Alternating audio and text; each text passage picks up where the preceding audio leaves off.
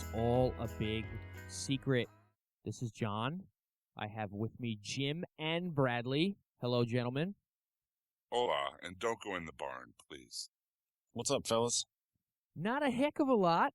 We're missing Mr. Latham tonight. He had an explosion of his DVR and was not able to watch the show in time. Technical difficulties. And Jordan will be joining us shortly for his very famous and important recap. Of course, he lives in the sticks, Russell does, so any kind of repair service takes about a week to 10 days to get there. And that's why they all have generators, I would imagine. Mm-hmm. So I think before we do some wrap-up from last week, the Chupacabra episode brought in some voicemails and things like that. There was kind of like a spoiler flurry for the last two episodes coming up here with secrets, and I don't even know the title of the episode 7. But I guess AMC screened those last two ahead of time, and there was a lot of message board and chatter about the last two episodes. Did anybody partake in the spoilerage? I read them. I did not. Yeah, I read them because I wanted to see how accurate they were.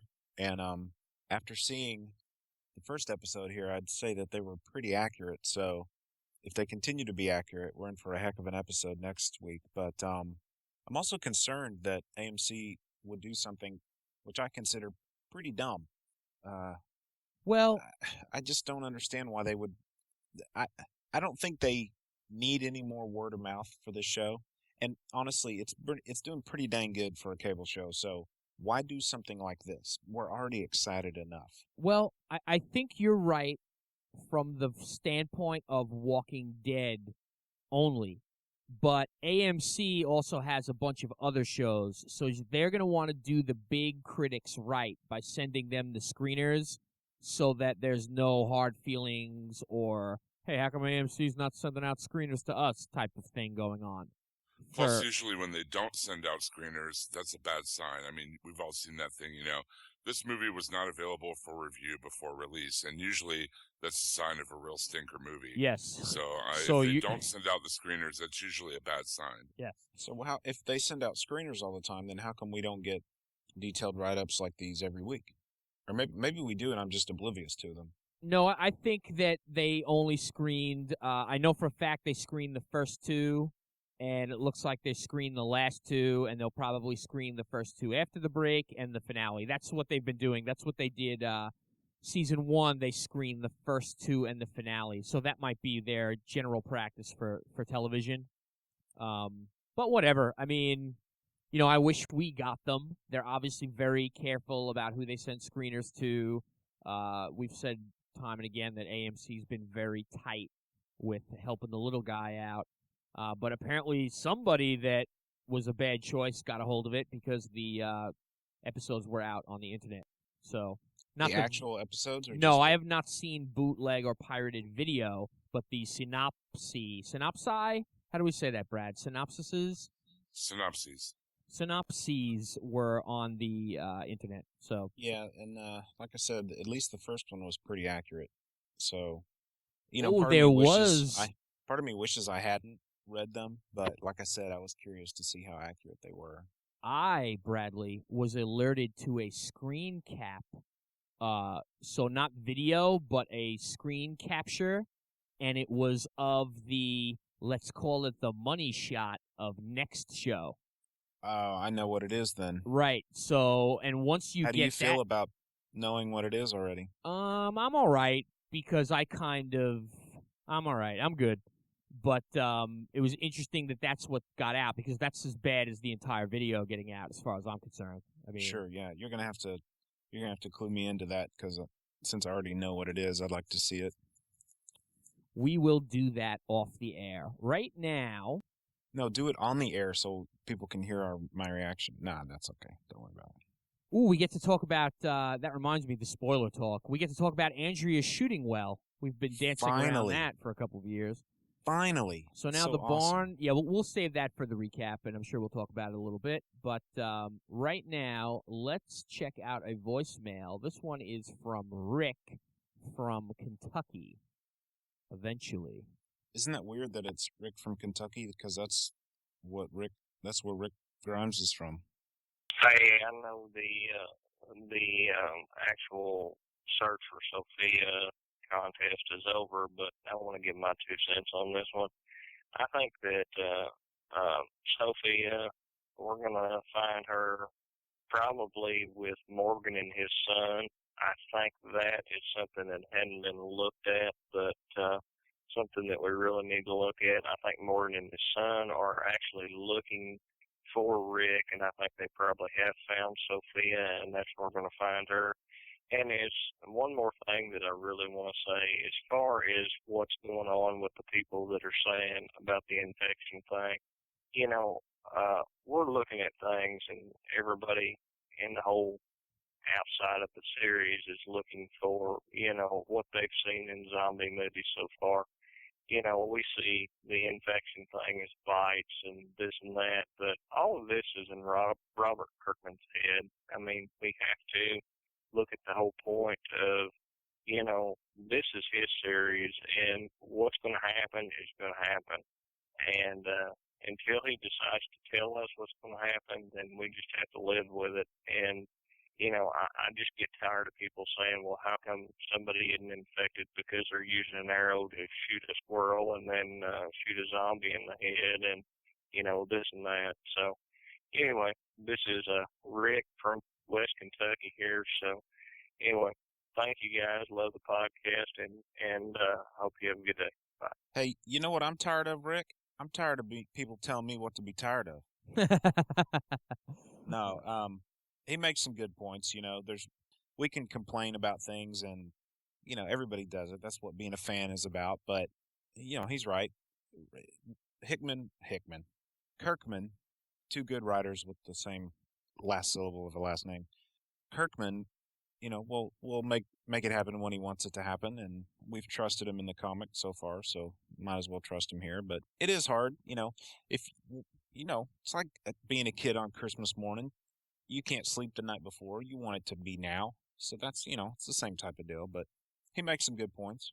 Yeah, and I think we are joined by Mr. from Jersey. Jordan, are you with us? Hey, guys, how's it going? Fantastic. We were just kind of wrapping up Chupacabra, and we just played a voicemail, and I'm glad I brought you in at this point because I'm glad you're here with us at this point because a caller was just saying how, people are so concerned with how the zombies do the infecting in this world, and he was sort of saying, as everyone just heard, that, Kirkman's got his own idea, and we're just going to have to wait and see how it happens. But you're under the impression that he follows the Romero zombie universe. Is that assumption, or has that ever been actually been stated? He's said, Robert Kirkman specifically has said that for the most part he follows the Romero canon, and that's for sure certain in the comic books. He has, not to a detrimental amount, not everything is the same, but I'd say 90% of the stuff is closer to Romero than any of the other many zombie canons out there. And so far, the show, nothing I can think of contradicts the Romero canon so far anyway. Which is just, if you die, you become a zombie. No one knows why the zombies are around, although people speculate it could be from space radiation. And pretty much the zombies are winning and will always win, and you have nothing you can do except try and survive. Very good. So we have one more voicemail that we're going to get to before we do the Secrets recap, and that is from... Yes, we've done that, Jordan. We've whispered already. Darn it. Have we? I don't know if maybe it was off air. I don't know. This is from Carlos. Hi, guys. This is Carlos from Florida. Long-time listener, first-time caller. I guess my biggest problem with the show is that I think Andrew Lincoln is a lousy Rick Grimes. With his bad accent, with his, indecisions, with bad decision-making. It's not the guy in the comics. I don't want to sound like the dorky comic book guy, but you got to at least get his character down right. Now maybe they're doing the slow burn with the situation with Shane that you guys talked about. Maybe eventually he may become the character in the comic, but we need Shane out of the way. But he's just lousy. I mean, actually, this is the real Rick Grimes. You ever see Rick Grimes pray? He'll never do that. I don't know. That's my my opinion. Bye. Thanks, Uh, Carlos. I like He's how upset. he says the real Rick Grimes. Carlos is clearly upset. You know, The real Rick Grimes wouldn't do that. he brought up something that we've talked about, and I think I mentioned it last time or the time before. This is a different Rick, and I do believe it's because Shane is still around.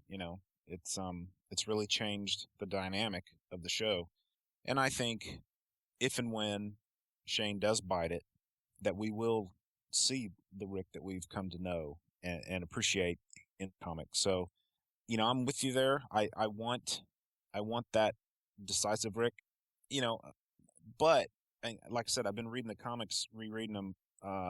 Rick in the comic, he does make some bad decisions sometimes. Now he'll always take responsibility for it and whatnot. All the time. Yeah, not well. He doesn't make bad decisions all the time, but he makes them quite often, and it's only because nobody else is making decisions. So we'll probably get to that eventually, but And not to get into the episode recap, but I think we saw a little bit of the Rick we're used to poking through at the end, towards the end of this episode. I mean, we'll get into it later, but we got some yelling out of him finally. We got some emotion. and this is Some backbone. Yeah. This will be a clear case also. Like, remember in the beginning with Lori, the comic readers were like, "Oh man, we hate Lori," and the new TV people were like, "What's with the Lori hate? We don't get it." We have this totally different view of Rick than the people that are just starting out with the TV show. And it's definitely popping through in the Facebook comments and stuff like that where, I think the TV viewers that don't know the comic are much more okay with Rick's character than all of us are. Oh, absolutely, because they have nothing to judge it, against. I mean, we have a totally different. I think we were saying something about this, like on the last episode, like the divergence of the storyline of the show and the storyline of the comic. There are certain story beats that they have in common, but like Brad was saying earlier, I mean, just the inclusion of Shane at this point and the way that Andrew Lincoln portrays Rick are quite different from the comic. It's made it quite a different story. And let's face it, they're having a ball with Shane. I mean, it's not like they've added this wishy-washy, character that's kind of in the background. I mean, they've added a major player, doing some dynamic things, which again, we'll get to in the recap more. But Shane is certainly a force to be reckoned with. hey, just as a callback to Jordan talking about the Romero canon, let me ask you, Jordan, did they refer to zombies as zombies in those movies? I don't. Not in Night of the Living Dead. In the original Dawn of the Dead, one of the characters tells a story about his grandfather who was a voodoo shaman in Jamaica or something like that, and he mentions the classic voodoo zombie, and he kind of, I don't want to say jokingly, but he kind of slyly refers to what they would refer to as geeks in the Romero canon as zombies briefly there, but it's like twice. And I think all the movies since then have maybe used the Z word 1 or 2 times max, but not a whole lot. Well, like I said, I've been rereading the books, and I was surprised at how many times they actually used the word zombies in the Walking Dead comic. I was shocked. I didn't remember them saying it at all. But yeah, I would have guessed. I would have guessed that they don't say it ever. They do quite often. Actually, it's really kind of crazy. All right, so before we get rolling with our recap for Secrets, I think we have some new iTunes reviews that we would like to thank the people for. And Jim, you have those, correct? That is correct, Mr. M. And we're always grateful to get the iTunes reviews. We really appreciate the feedback and the stars. We're going to start out with an iTunes review from Mommy to Briley. Love these guys. As a 25-year-old female who's never read the comic, I truly enjoy listening to these guys that compare the episode to the comic, but only if it's something that's already shown in the TV series. They're great about keeping it spoiler-free. Absolutely love the recaps. Hey, Jordan, there's a little love for you. I find things out that I missed or didn't catch during the show. Very professional, great guys all around. Thanks a lot, Mommy DeBriley. Nighthawk72 gives us another 5-star review. By far the best Walking Dead podcast. Wow, thanks so much. These guys are great and really know what they're talking about. I enjoy the thorough recaps so I can visualize each moment of the walkthrough. Also love the commentary episodes from the first season and look forward to more. in the future. That's something we might want to think about for the break we have coming up. Tortimers also wanted to dropped a 5-star review for us. Great Walking Dead podcast. This is the best Walking Dead podcast on iTunes. Wow, thank you very much, Tortimers. I love listening to all these guys, and they're a fun listen every week. I just started listening to these guys for this year's TV season. Great season good so far, and great podcast. Keep up the good work. And our final iTunes review for this episode, another 5-star review from Senior Nerd 1. The Walking Dead TV podcast really delivers, he says. These guys run laps around the after show Talking Dead with Chris Hardwick. Wow, high praise indeed. They do a professional job of analyzing the show, posting the stuff the fans crave, like the Comic-Con panels, and they're truly good citizens of the Walking Dead community, always praising other podcasts. We always try to spread the love when we can, Senior Nerd 1. And thanks a lot for those iTunes reviews, everyone's coming. Let us know what you like and what you enjoy about the show. Yes, I think it's very cool that we may not be the biggest Walking Dead podcast on iTunes, but we have the most reviews on iTunes, and I think that's awesome. And it probably has something to do with begging for them, but we do appreciate them. So, enough of the pleasantries. We have a recap for the big episode here, Secrets, and we have a sponsor for that recap, don't we, Jim?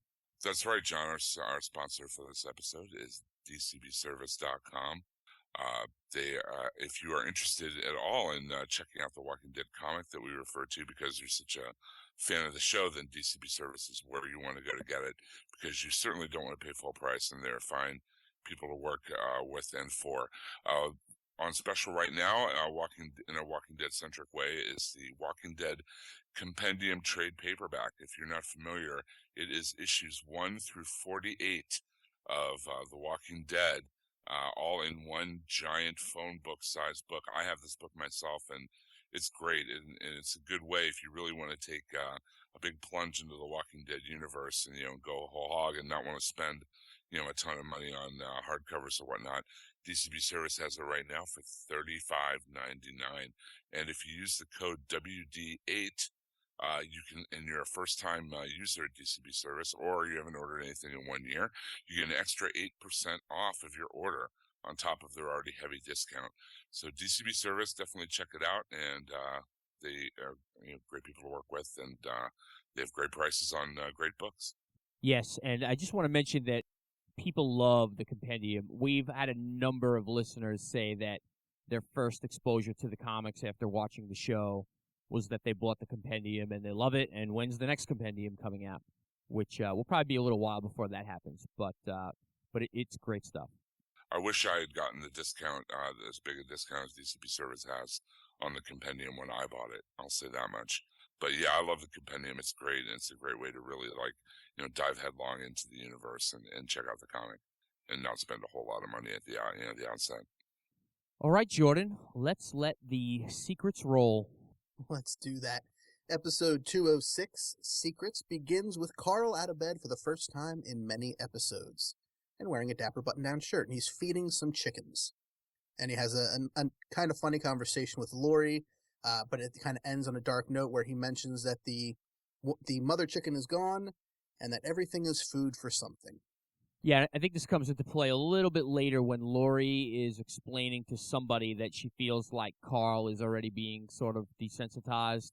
Yeah, I'd say so. Yeah, so this is our first little clue at that, which is going to be a huge storyline, I would say. That was a pretty crazy statement to hear. How old is Carl supposed to be? 12, I think. Is he 12? Something's telling me 10, but I could be wrong. I think the actor's 12. Maybe that's where I'm getting 12. I'm thinking he's 10 also, but it just sounded weird for a 10-year-old to say that. But, it does go to show that he understands the world he's in now. We don't have to wait long to see where the chicken went. It seems Patricia, who's either Otis's widow or she was his fiancée or girlfriend or something along those lines, she takes the chicken into a shack where she breaks its legs and adds it to a wheelbarrow of, I think, 3 other chickens. She wheels them all over to the barn and throws them in so the walkers have something to gnaw on. That was a great pre-credits opening sequence, I thought. It just really worked for me really well. kind of setting the tone for the big revelation from last episode. Yeah, I winced when they broke those chicken legs. Oh, I rewatched the episode over headphones, and the sound of it screaming is just terrifying. But it was good attention to detail. You know, these zombies only eat live things, but a chicken's going to be way too fast for it. So what do? You break the chicken's legs. It's harsh, but it works.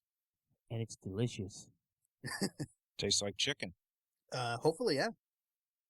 Meanwhile, Glenn is watching the barn through his binoculars. Maggie tells him he's being too obvious, and she tries to pay him off with peaches and jerky, not to mention what's going on in the barn.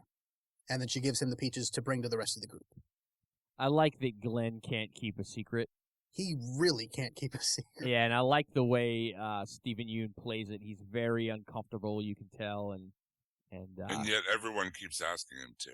Yeah, you know? yeah. Meanwhile, Andrea goes and visits Daryl to apologize for shooting him, and she lets him borrow a book. And he says, hey, don't worry about it, but next time you shoot me, you better hope I'm dead. And that, I believe, is the last we see of Daryl Dixon this episode. Yes. I think you're correct. It was cool to see after last episode, though, where we were unsure how dark of a turn the character was going to take. That he was very well aware that she was just protecting the group, and at least it appeared to the camera that he was forgiving her and he was not going to hold a grudge. Yeah, that's a good point. I didn't think of that. T-Dog wasn't in this episode very much either. T-Dog hasn't been in this season very much. Since he got his arm ripped open, he really hasn't had much to do. Hopefully he'll get a spotlight one of these days. And after Andrea gives him the book, we then catch up with Glenn again, who talks to Lori, and he's like, I can't believe you haven't told Rick yet. Then we head over to Rick, and Rick is telling Shane that, hey, we should get the group to do some firearm training. Two of Herschel's daughter and Patricia, was it? Come over and say, hey, we want to learn as well. Otis was the only one of our group who knew firearms, and Herschel isn't happy about it, but he can sense that it is important that we learn how to protect ourselves. And thank God Rick didn't take them for their word.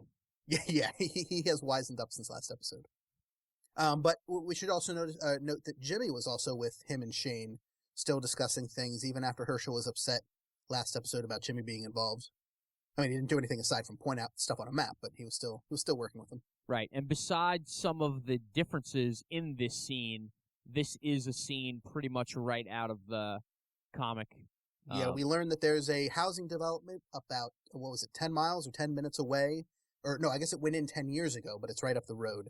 And from the comics, we know of a nearby housing development. I think we get a name in the comics, but we didn't get one in the show, so we won't say it just for fear of it being something different. After the whole firearm training discussion, Shane walks away to continue eating, and Carl comes up and says he wants to learn as well. He thinks that Shane can talk his parents into doing it, and Shane kind of laughs it off, but agrees to ask them. And then he notices that Carl is smuggling a gun, and he takes the revolver from him. We then cut to Lori, who is not happy at all to find out that Carl stole the gun, that he lied about it, and that he wants to be taught how to fire a gun. That kooky kid with a gun in his pants.